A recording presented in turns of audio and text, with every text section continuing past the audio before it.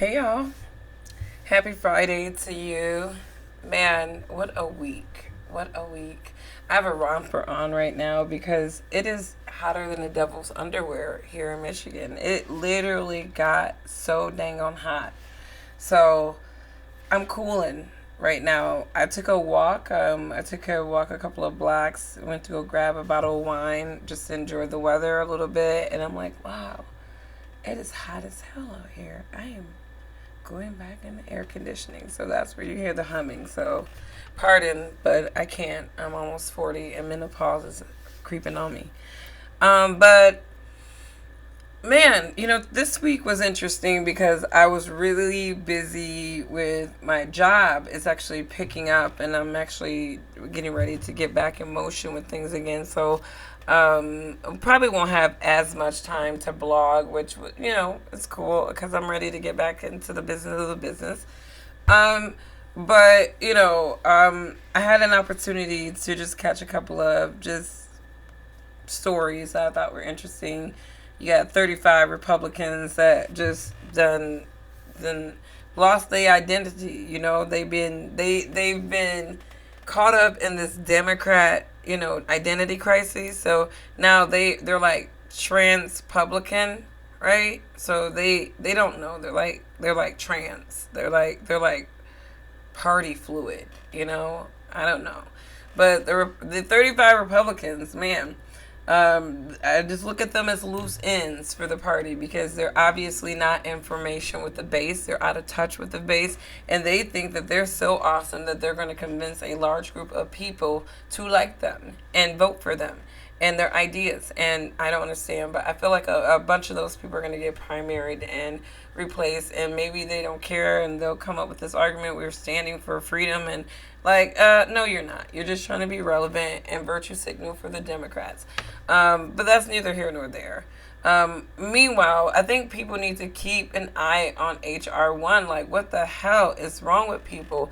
These are big issues, and it's like this is what happens when you vote on racist rhetoric instead of policies and what these people are talking about and what they're going to push out that's going to impact you. I try to tell my people all the time, just stop voting on racism and just freaking listen to the issues and the policies and what they're talking about. Don't be distracted. If they got you looking over there, look right back over there. Like, what y'all doing? What y'all trying to do? Tell us the truth. Because this is what's been happening, in my opinion.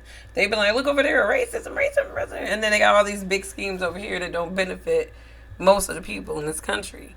So I think people need to start being more educated voters, So that's my little spiel on that. And, who knows what the Republican Party is going to do. But I definitely think, they need to, keep that spine going.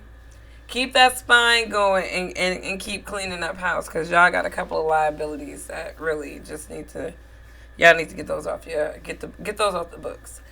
I don't know. Has anybody been following the Kwame Brown? He's been going in on different people in the NBA, outside of the NBA for like days.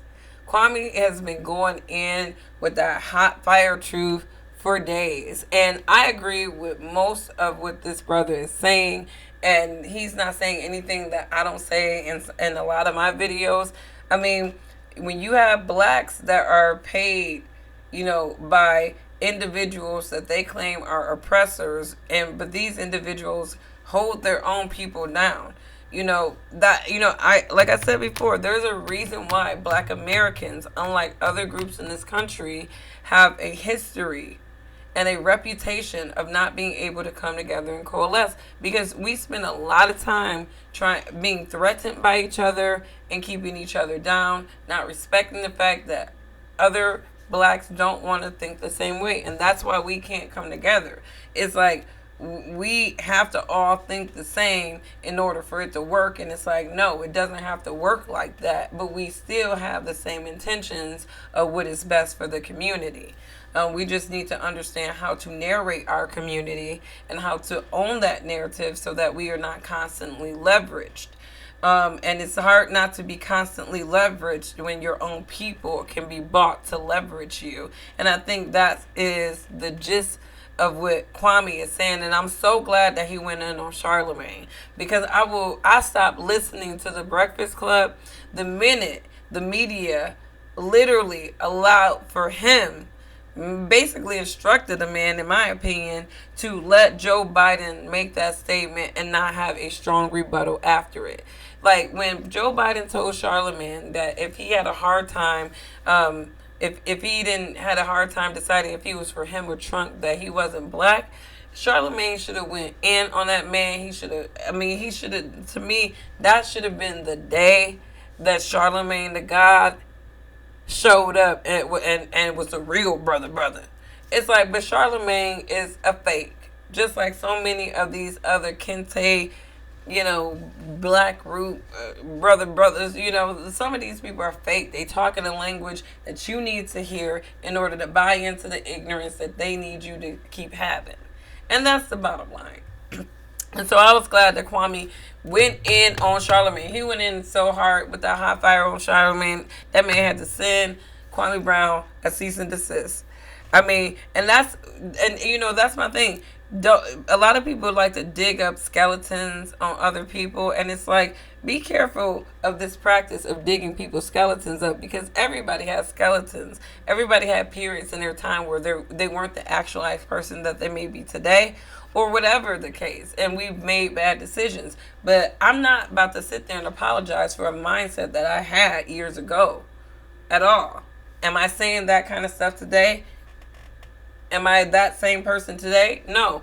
It's so ridiculous to me and petty how the liberal culture has taken on this lens of canceling people because they have a different mindset, today maybe than they had before. And that leads me into, and back to Charlemagne. Charlemagne followed that interview up with Joe Biden with somebody else. I can't remember the reporter, but he says Joe Biden has 47 years of systemically racist policies against black people, but I think we should give him a chance to get Trump out of office. And he said that so robotically, like he didn't even want to say it. I'm like, I'm done with the Breakfast Club. I'm done with Charlemagne. He's fake. So thank you, Kwame Brown, for going in on his fake ass, because I think somebody really needed to. I mean, I really couldn't rely on the liberal media. They kind of revealed themselves last year for letting that skate. But anyways, going back to cancel culture now, it's like, I caught another little back and forth debate between y'all favorite comparison to me, Candace Owens. I'm like, I'm older than that child. Okay, I'm at least a strong 7 years older than Candace Owens. So it's like, I don't like being compared to her because I think our conservative styles are different. I'm more of an urban conservative, and I feel like I speak with a more realistic viewpoint and perspective of the black community. I speak to my people. I don't talk about them or at them, and I think that is Candace Owens' MO, and that is why she attracts the individuals that she do and the individuals that like her, because she panders to a base that believes in talking about how ignorant black people are, and she's their validator, and she's sort of like the token intellectual of blacks, even though there's tons of black intellectuals. But off of that, I think that she had comedian Nicole Arbour on her show, and they were debating about the recent Chrissy Teigen cancellation. And I'm not a fan of Chrissy Teigen.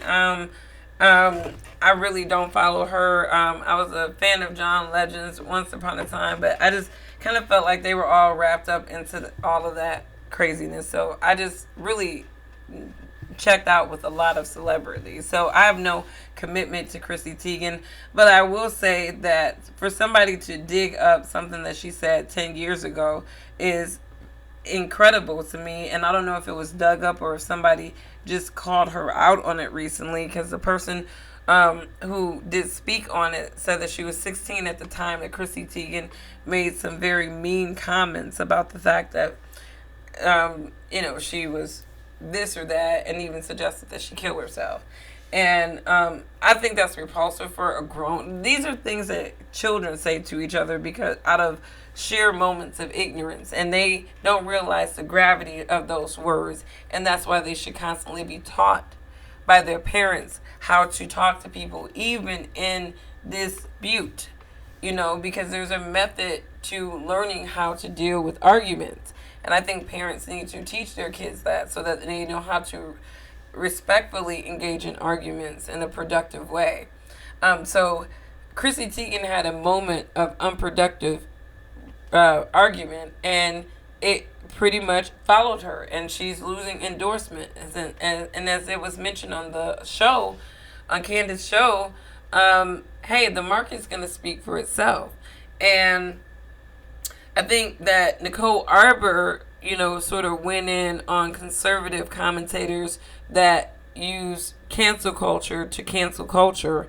And I think her point was that, we can't sit here and use something that is used against us, against other people, just because we don't like them. We have to have a higher road. We have to be able to just have conversations and stop canceling people, stop setting out to ruin people's careers, because they said something at a point in time in their lives that may not have been to what we wanted to hear. Because again, the market is going to respond to that. They're going to pull her endorsement. She's going to get what she deserves, and then she'll have an opportunity to lay low for about a year, come back and do her sob story, and the liberals will elevate her, and maybe it'll all work out for her in the end. But bottom line is, come on, Candace. You really, you probably have the intentions of calling attention to that topic of bullying online and Chrissy Teigen cancel culture, but you really intended to do that show to go in on Nicole Arbour for calling you out. And even though I don't agree with the things that Nicole Arbour said for the most part, the method in which she said it, but again, she's a comedian, so I can understand her sarcasm, but I can understand her points too, and many of her points, let's say it like that, because there was not too much I disagreed with her on, but there was definitely some points of disagreement, and also the method in which she chose to have that conversation. But, I think what she was doing was having a moment of, anger, like, look, we can't keep doing this stupid shit. We can't keep saying, well, you cancel me, so I'm going to cancel you, and I'm going to promote this, because it's like, okay, we need to eliminate the term cancel culture, hashtag cancel whoever from the vocabulary, and let the market speak. You don't really have to worry about canceling somebody if you got enough people talking about that terrible thing that they did. The market's going to cancel them. And Candace Owens had that girl on her show to really, Candace Owens is an alpha female. All right? And I'm going to be talking about alpha and beta females. Candace Owens is an alpha female. Nicole Arbour is a beta female. Candace Owens knew exactly what she was doing when she had Nicole Arbour on her show. She had a panel of her homies that could back her points up. It was her platform. And literally, Nicole Arbour just set herself to go into basically a trap. Because even though she had some objective people on that panel that could pick points of hers to agree with, for the most part, people wanted to talk about how she attacked Candace Owens in her video. And that is basically what that show was about. Nicole Arbour attacked Candace Owens, and Candace Owens brought her onto her platform to basically give her, destroy her with truth bombs or whatever Candace does. But at the end of the day, she made herself look really nasty. I think that she did herself a disservice. And if she is talking about running for president, I'm sorry, I don't take anybody seriously that just has time to do things like that to people that come on to their show. And especially when you use a very good conversation and then completely distract it from that good conversation to go in on somebody that dissed you. And that's basically what that show was about. To an alpha female had to chew out a beta female about some stuff that she done said on an Instagram blog.